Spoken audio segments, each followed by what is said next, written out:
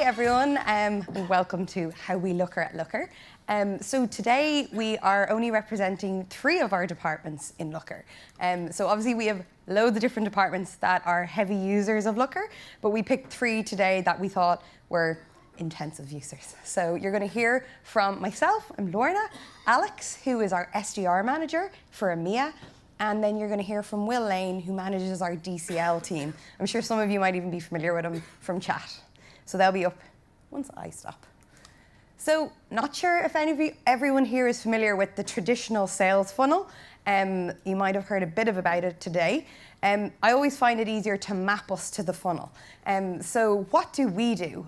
I work in demand generation in marketing, so I'm kind of concerned with the top of the funnel. So getting leads in there, nurturing them, making sure they're converting into leads for sales. Alex is then kind of focused on the middle of the funnel, so making sure we get leads that convert to calls and meetings and opportunities for sales. And then we've got Will, who's obviously giving all our customers the love once they become customers, and he's focused on metrics such as our chat time and kind of metrics like that of like our customer health scores, and he's going to talk through the different metrics. So of course we all have very different data that we look at, and we have different dashboards for that. So you're going to get a big flavour of that today. So as I said, I'm in the marketing team, and we just got marketing on the ground as of last January in EMEA, and I'm the second marketer. We now have double that, which is great. So as I said, I work on webinars, online events, sort of things like that, sponsored emails, all of the emails you receive to come here, all of that sort of stuff through Marketo. So I'm really interested in engagement, people that come in from different channels like PPC, people that come in from webinars, events, all of these things. So my measures and metrics are maybe different to what you're going to see later. So I'm going to give you a bit of a flavour of that. So going to talk through a brief history of analytics at Looker and how we kind of kicked that off. Obviously, Looker has been around long before we were in EMEA. So I'm going to talk you through how the global team has been structured. And then I'm going to talk you through just some of the explorers we use and some examples that if some of you are marketers, that's great. But if you know some people on your marketing team that want to ask any questions, I can give you my email after and I'll be around as well. So how do we do marketing at Looker? We have 75 marketers globally across multiple offices. So yes, we do work on a global level, but as of recent, we're on an EMEA level, and with that comes, languages, different countries that we look at. So what we used to have as one global view, we now need to look at it really individually on a territory level. We look at multi-channels. I've already mentioned some, like PPC, websites, webinars, events, all those good things. We look through all of those, and we can track every single one of them through Looker. We use data and metrics to shape all our strategies globally. So the data basically kind of helps structure what we do next. The full funnel analysis is looking from right when someone started their journey through our funnel, right until when they became a customer. What touch points did they hit off of? Did they come to join? Did they come to a webinar? So we were able to see journeys and able to map our leads through the funnel. And then leads and opportunities, I'm going to speak a bit about that as well. They're what measure our success. So I want to be making sure we're getting enough leads into our funnel for the sales team that generate enough opportunities. So that's where my concern is on a daily basis. So to give you a bit of context on where we're at with analytics in Looker in the marketing team, you can see it goes right back to 2013 when our VP of Demand Gen, Lisa Daniels, was on the ground, and she set up pretty much our Marketo instance, I think with one other marketer. And then eventually we got some JavaScript on our website, which allowed to kind of track user behavior. And then we ended up plugging it all into Salesforce, which is our CRM. And so once that kind of happened, we had a flow and kind of, a MOPS team that kind of helped us put all that together and put a structure on our data. And then obviously we evolved in our EMEA marketing team, yay. We are now locally, and we can look at very much local data. And beyond that, we're kind of looking at second and third touches and social media and web visitor tracking into later this year. So obviously we're always evolving with the product, and marketing try and get up to speed as quick as we can with iterations in the product, and have that to show to folks like you, but also for us to be able to track more. We always are like, okay, that's great, but what else can we do? Something we're always asking. So here's one of the main explorers that we use. This is kind of like a very clean and simple, straightforward B2B funnel, if you're familiar with it. You can kind of see that we start with our acquisition campaigns. So we can tell like who's coming in. Is it based off of a certain medium, which I would say PPC or events? And we track it around 10 key measures. So it kind of follows the flow of a funnel. So when leads come in, do they convert into a meeting? Does it become first touch pipeline? Does it become first touch one? This is all the stuff that we kind of, it helps us determine how to allocate resources and budget going forward, basically. So that's kind of setting the scene for that. So dimensions, I'm not sure if any of you are familiar with them. I'm sure if you're Looker users, you are. But what we like to look at them in the marketing analytics stack is the where, the when, and the who. So where, it's all well and good if I say, oh, we got some great leads. But where did they come from? Okay, I can track that with the content type, the medium, which I could say is PPC, event, webinar. I can get really granular in the detail. The member status, which is really, really interesting to me, is I can track join London and only those that attended and just look at those. I can look at non-attendees and look at those. And did any of those, even though they didn't attend the event, did something happen? Did they do something else? So we can get really, really detailed. The when is then looking at when did they come in or what time frame are we looking at? We can pinpoint time frames from quarters, and it kind of helps us with velocity tracking of leads, which is really, really important as well.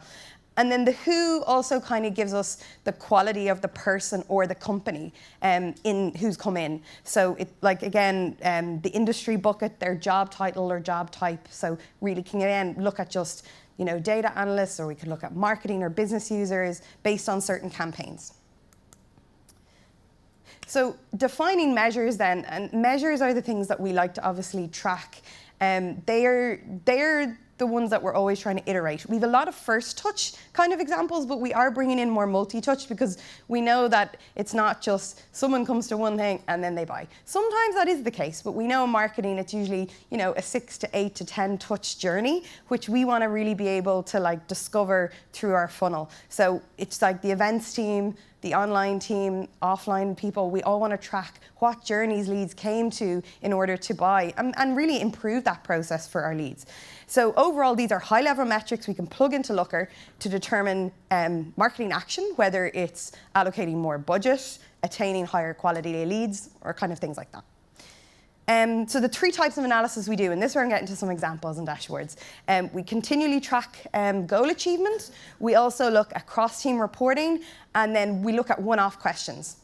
So in terms of our tracking to goals, we have weekly global marketing meetings within our demand gen team. So our VP in Santa Cruz hosts these meetings. And this is an example of something that we look at.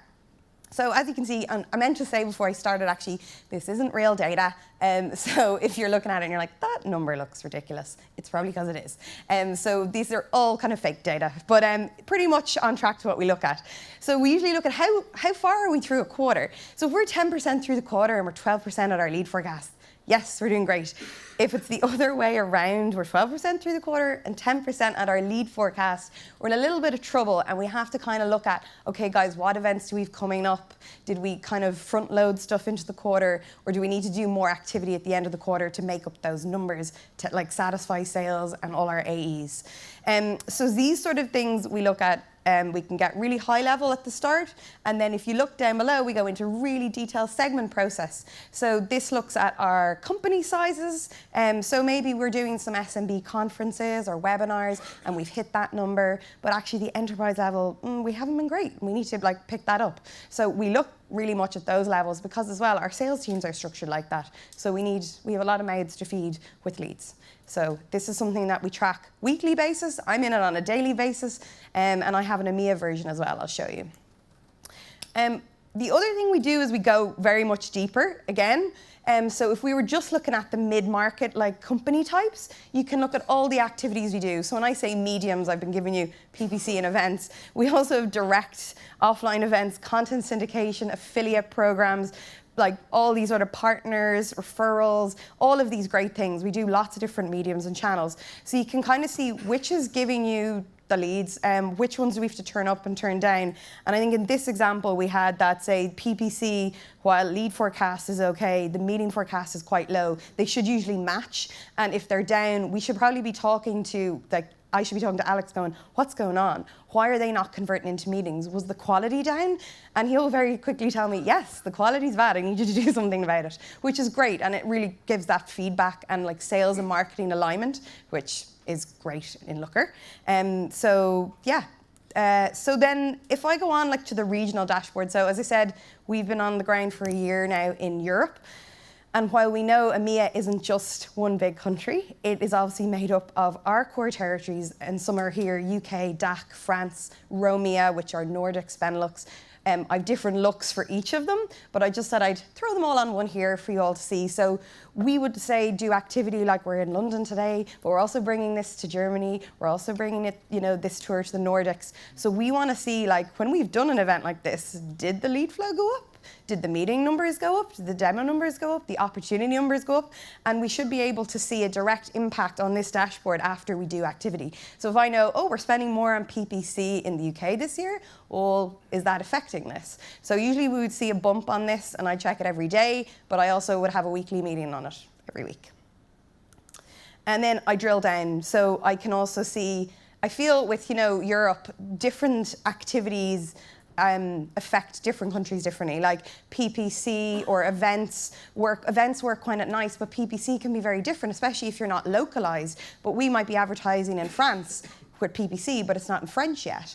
But once it is, the conversion rate was going to go up. But I have to look at that on a French level. I can't just look at that as a EMEA PPC, because it tells me nothing. And as Jared said, it's a vanity metric. It's like, oh, it's up, great. But I can drill in and say, oh, in Germany, PPC isn't working. Let's kind of maybe try something else, because events work. This is all just me talking through these, but it's, again, that granularity for the regions and sub-territories that you can get into, because these countries completely differ in terms of marketing. And then the second example I'm just going to give you is the cross-team tracking. This is really, really important, and I know Alex is going to go into a bit more detail on this, but basically what we would do every kind of Monday morning, we have a sales a marketing meeting. So head of sales, SDR managers, myself, and some marketing people. We'll go and look at kind of the meeting number, the leads number in all regions and where we're at. And it's really good for our alignment. There's none of this, are we not singing on the same hymn sheet? Like, the numbers are the numbers. There's not like my data, your data. We're all shared. So we get into it very quickly, and we can see very, very fast what do we need to adjust or what's going on. I'm obviously concerned with the top of the funnel and making sure the leads are converting into meetings. And Alex is also very concerned with then going, are these leads of good quality? Are the opportunities we're creating good for the AEs? So it gives us a lot of detail, and it gives an open conversation and kind of sets us up for the week to go where we know where we're going. And it kind of gives us also to make sure the funnel is working as it should be, which is always good to see. So this is my last example, and this is probably one of my favorites, and I cannot claim any responsibility for it. So last year, our VP of Demand Gen and our amazing data analyst in the US did some radio ads. So I know, like a lot of, as a marketer, you might go offline into the online world. Offline, you can't track it. Well, we did. So what we did was we did some radio ads, as I said. And what our analyst Dean did was he got the data of the longitude and latitudes of the radio stations that were playing the ads, and he got the dates and times of when the ads were playing. And on the kind of black line across is the benchmark of the two meeting. And as you see where that blue line is moving up and down is leads that where we had bumps in leads in those places on these dates over the times that the ads ran. So we can see from this that when the ads were showing, we did see bump in leads. It actually did take an effect. And another kind of step further from that was that he kind of sort of said, well, actually, if we only ran the ads every 2 weeks, we saw a bigger jump and we would save ourselves more money because they took a bigger dip every second week. So next time we try it, lengthen out the advertising cycle and do it every 2 weeks, so we'll see the bigger jump and we'll save some money. And it was just a really smart way of being able to say, oh, actually, we can measure this offline world through Looker. So hopefully we'll get to try some more of that stuff, and I would only love the chance to try it in Europe, so maybe next year we'll have a different example. But again, yeah, this is just happy to answer any other questions on it if you do have any, or our analyst. So with that, thank you for listening to the marketing team's perspective on Looker. Happy to answer any questions. I'm going to hand you over to Alex now for the SDR portion. Thank you.